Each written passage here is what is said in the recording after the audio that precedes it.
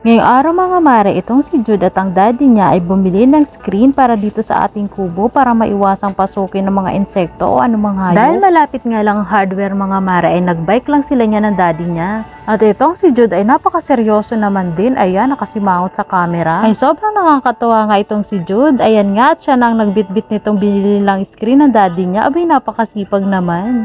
Nakakatawa talaga itong si Jude, biruin mo na uutusan na, parang kailan lang talaga, baby pa siya, ngayon ay malaki na itong si Jude, nakakatuwa. At eto nga pakyat na siya ng kubo mga mare, ilalagay niya sa table itong dala niyang screen.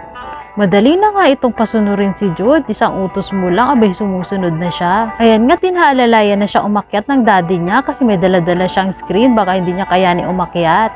Very good O, lagay mo dyan, patong mo.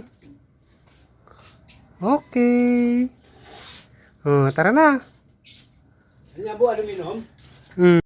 At sinukat na nga ni Sam itong screen mga mare, ilalagay kasi namin ito sa mga siwang para iwas pasok ng insekto o kaya mga hayop.